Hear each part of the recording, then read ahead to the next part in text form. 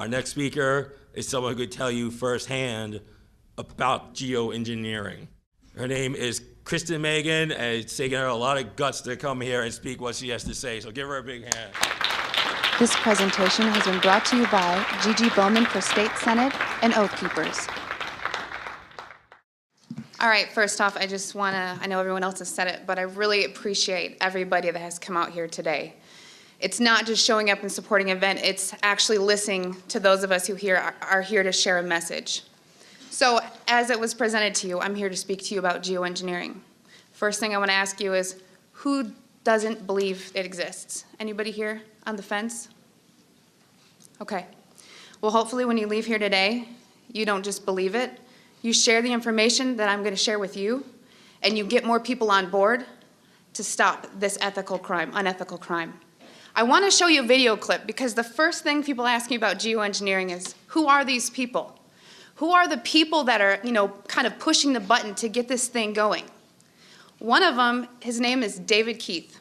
And David Keith has been low in the radar for a while, but he has written a book about climate engineering that has basically done more for the truth movement of this than anything. Because he is the frontline person that is the #1 advocate for geoengineering. And I want to show you a clip. It's about 6 minutes, so just bear with me. You ever look at those planes up there? They have contrails on them. Maybe all those planes are the contrails. Maybe they're actually spraying chemicals into the atmosphere right now, and Uncle Sam isn't telling us. Seems extremely unlikely. That the United States is not telling something to its citizens? That seems extremely likely to me. Read the newspaper. And, of course, there are a lot of problems with what they're proposing. It turns out plants need sunlight. Yes.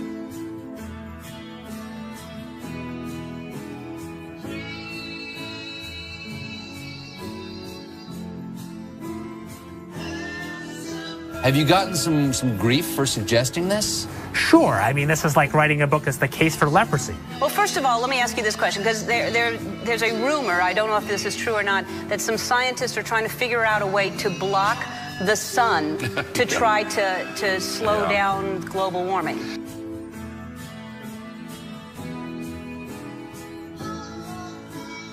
Could an individual start this? In practice, only a country, a big country. What about a man in like a hollowed out volcano with henchmen who occasionally shakes his fist at the sky and says, "They said I was a fool at Harvard. Who's the fool now?"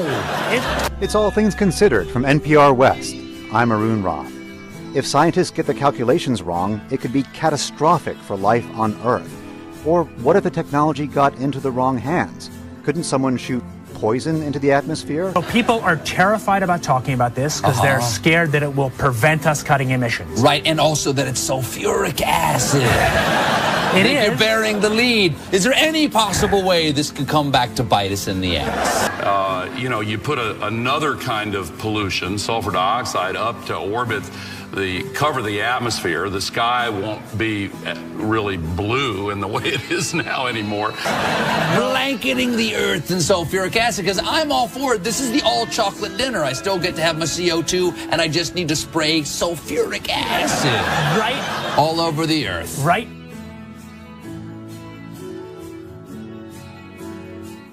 But we put 50 million tons of sulfuric acid in the air now as pollution, and it kills 1 million people a year worldwide. Okay, and that's so good or bad? It's terrible.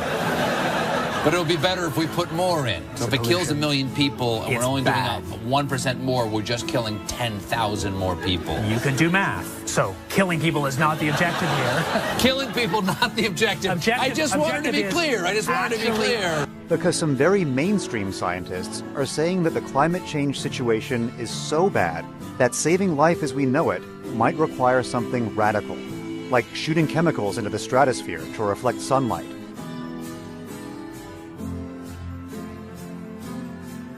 This is the kind of stuff I wake up sweating about. Exactly. Well, it's your goddamn idea. No, it actually turns out to be an old idea. This was known since President Johnson, and the scientific community mostly decided not to talk about it. What happens to the sulfuric acid after it's sprayed? Does it just stay up there? No, it rains down. Okay. But as I said, it rains down. Okay. It's a tiny addition. Okay. And you you'd put, say, 20,000 tons of sulfuric acid into the stratosphere every year, and each year you have to put a little more, and this doesn't, in the long run, mean that you can forget about cutting emissions. We will need to rein in emissions. We'll get to it eventually, yeah. But it does. But in the meantime, we're shrouding the earth in sulfuric acid. So it is that you could actually spray sulfuric acid in the stratosphere 20 kilometers over our head and use that to stop the planet warming up in a kind of ugly tech fix. You could spray something into the atmosphere to change. Spray pollution into the atmosphere to stop it warming. So in the end, pollution saved them all.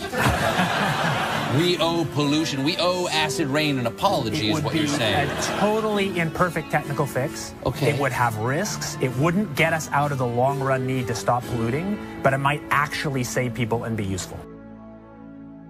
The sky won't be really blue in the way it is now anymore. The chemtrails are being used in conjunction with HAARP. By spraying metal oxides into the air above enemy skies, then directing ELF waves from HAARP to heat those metal oxides, the temperature of the sky is raised to more than 100 degrees Fahrenheit, preventing the accumulation of water vapor that would otherwise form clouds and produce rainfall. So I wanted you to see that video because I wanted you to have a face for somebody who's actually out there violating the ethics of their job to promote geoengineering. I'm going to talk about geoengineering, but I want to share a story with you. Every time I'm asked to speak, I public speak for a living. I'll go into that, but I don't get nervous to speak to you. What I get nervous about is not getting emotional telling you my story. Because in 2002, shortly after 9/11, like a lot of military veterans, I raised my right hand and I took an oath to the Constitution to hopefully do something meaningful with my life. 19 years old, unsure what I wanted to do. So I enlisted in the U.S. Air Force. My job in the U.S. Air Force was working in bioenvironmental engineering. So what bioenvironmental engineering is in the Air Force is equivalent to that of the OSHA and the EPA, if you're familiar with that. So we were an embedded liaison to make sure that we were tracking all of the aspects and impacts of the military, meaning what is the military doing and how is it impacting the environment, because we were accountable for that. Being government, we did not get any special treatment. We just couldn't be fined being another federal agency. EPA can, but not OSHA. So from the health side, it was knowing what you do in the Air Force. What does your job entail that is hazardous to your health? And I'm going to give you an example. Let's say that you were an aircraft painter. You were a mechanic. My job would go out to make sure I knew everything that you did, what you were exposed to, and how to mitigate and engineer out those hazards. Because we needed to, one, it's your legal right to be working in a safe and healthful work environment. So throughout 9 years, I worked as an industrial hygienist and an environmental specialist. There's two bases I was at that are called air logistics centers. What does that mean? It's not like a fighter wing, it's not really fun and amazing. What they did is they took aircraft that around every 10 to 15 years, they were required to be dismantled down to the last screw. So that meant every single industrial process you can think about, checking the metal integrity, making sure everything's good to go, or sometimes overhauling equipment. Part of my job in tracking the health hazards was to look at any time someone wanted to buy a chemical, any type of chemical. It was ordered through a system, and in that system, I had to go in there and say, the country we're in, we're not allowed to use this. We need to substitute it out with something a little less hazardous, while also maintaining the integrity for a technical order, meaning for that process, it says you must use xylene or toluene to do this process. Well, I have to kind of fast forward. I want to say around 2006, I started kind of opening my eyes to how the military wasn't really what I thought it was. And people approached me knowing what I did for a living and said, have you ever heard of chemtrails? Well, I hadn't. And that sparked my interest. So I went online and I looked at chemtrails. I saw a lot of, debunking, a lot of sites that were just kind of calling it a conspiracy theory. And I thought, well, geez, this is what I do for a living. Preventive health, making sure that people are not getting sick, especially in the workplace, and by things that we're doing that can affect, human health in the environment. To summarize it, in an attempt to debunk this conspiracy theory as I thought it was, I didn't debunk it. It literally changed my life. Like I said, this is hard for me because it's not easy standing here and telling my story. One day I was going through that computer system, which if you want to look it up, it's called an Air Force Form 3952. It is the approval of hazardous materials. I was finding tons and tons of large quantities of aluminum, barium, strontium in the forms of oxides and sulfates. And of course I knew that there's industrial processes you may not have heard of, but it's bead blasting, pneumatic sanding, shot peening. There is certain medias that's similar to that is used. However, I had already accounted for that. I would sit and look at this computer system and say, this shop wants to order this paint. I'm going to tie it to a task. We had to know what was being used, why it was being used, tracking it cradle to grave on how we were going to dispose of it to be compliant with OSHA and the EPA. One of the legal requirements in approving these is looking at what used to be called a material safety data sheet. On that sheet, it's going to list the manufacturer. It's going to list some maybe acquired personal protective equipment that needs to be used or some ways to mitigate the exposures. These electronic MSDSs did not have a manufacturer name. They were very vague.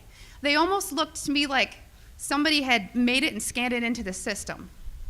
So I asked the question, what is this being used for? I never got an answer, so I didn't approve it. And it sat there. And then the heat came down. Why aren't you? Are you behind on your 3952s? Only a select few of us did that. So I started asking questions. And at that point, my demonization began. You know, I made my rank. I was decorated. I was a non-commissioned officer of the quarter. I won lots of awards. I had no reason for anyone to attempt to demonize me. So then I get moved over to the other Air Logistics Center. There's only 2 in the Air Force, which is in Warner Robins, Georgia. This kind of carried with me. And I thought, you know what? Should I revisit this? Is it worth it? Did I hit something? Maybe it's need to know. I started finding the same things at Robins Air Force Base. I was now doing some more investigation work. Part of what I did was to use a high volume air sampler to air sample up to, I'd say, a football field in about 10 minutes. I also conducted soil sampling because I thought, you know, if this is real and they are spraying this, it's going to get to the ground. So I conducted air sampling, I conducted soil sampling, and I was getting high levels of these contaminants. When I started asking the question again under a new commander, I never in my life thought I would have somebody look me in the face and tell me, I am questioning you. Is there something wrong with you? You've been looking really depressed lately. You know I can put you under a mental evaluation for up to 120 days. Who would take care of your daughter? Because I was divorced at the time. As soon as I heard that, I knew. It validated everything I ever thought. And I thought, I've spent 9 years of my life trying to protect human health, and here we are violating law after law after law. Just sitting here, instead of protecting the people, we are poisoning the people. And I've never got up so much courage from that fear of being thrown in a cage, because when you're in the military, folks, you're a number. You are a number, and every aspect of your life is controlled. I was so lucky that my enlistment was coming up and I was supposed to re-enlist. I ran and did not look back, and I have been blowing the whistle and shouting ever since. And I left October 27th, 2010.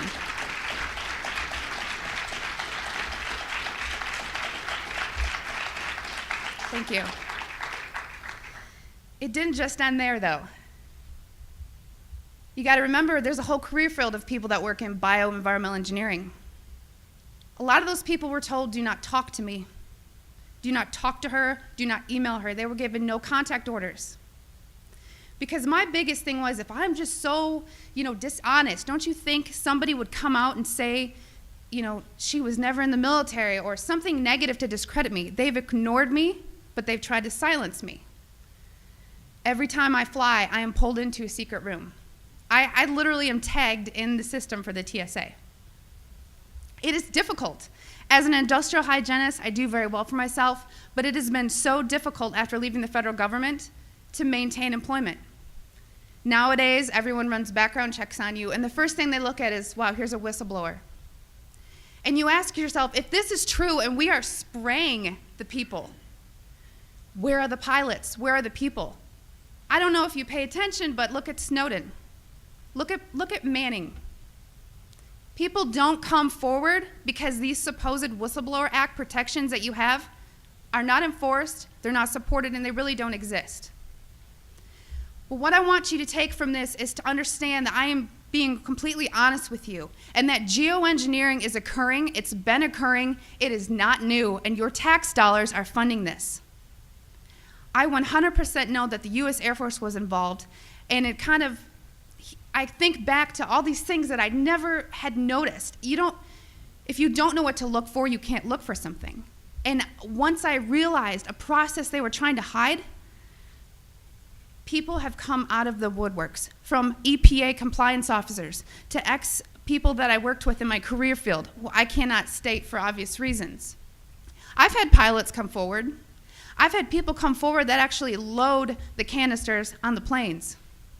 These people don't come forward because they are afraid that they're gonna end up like Snowden. And I continue to speak to let people know I've been screaming about this for 3 years and I'm still here.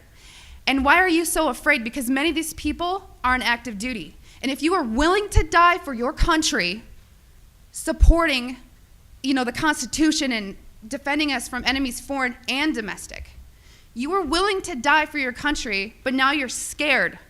You are scared and cowardly to talk about this.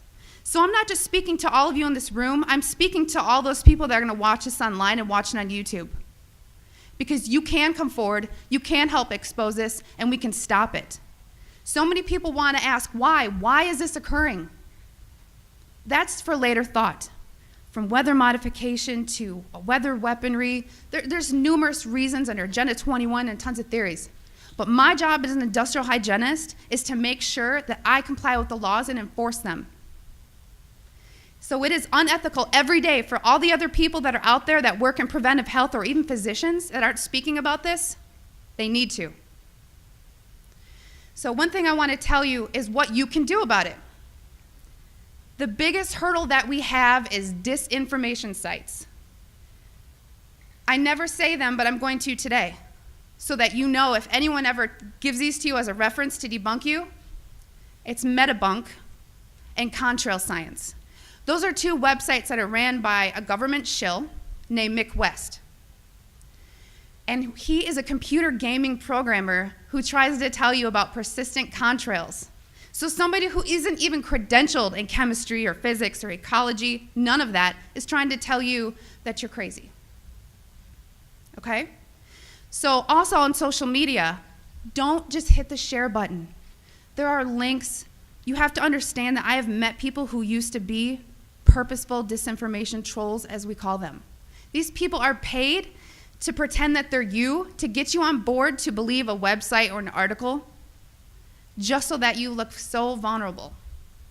And then later it will be deemed non-credible, and then you look non-credible.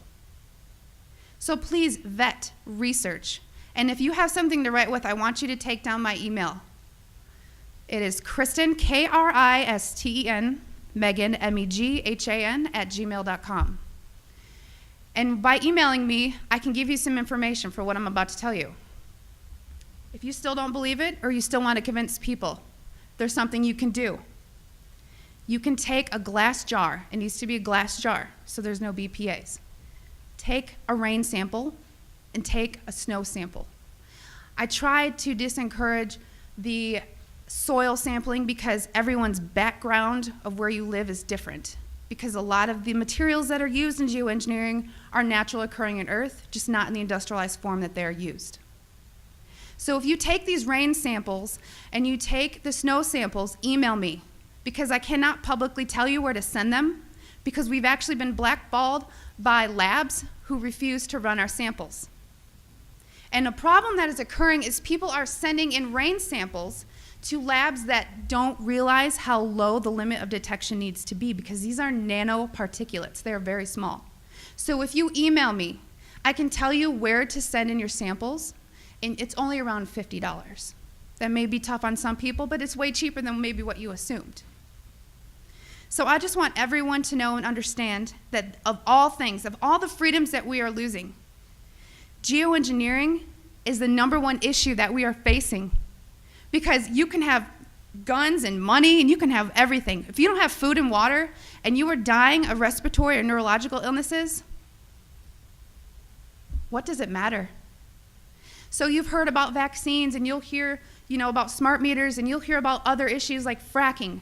These are all systemic effects. We are getting overexposed to toxins. People will tell you fluoride's in the water, but it's not a lot. It is a lot, because you're getting it everywhere in your food, water that you drink. Everything is washed with that water. And you're getting your vaccines. All this, it's a coupled systemic effect, and our bodies cannot metabolize these toxins. So I just want to thank you for taking the time to listen to my story, and I will continue to shout from the rooftops. I don't care how many jobs I lose. I don't care how many friends or family I lose, because I took an oath. And in 9 years, I was not able to honor that oath, but I am today.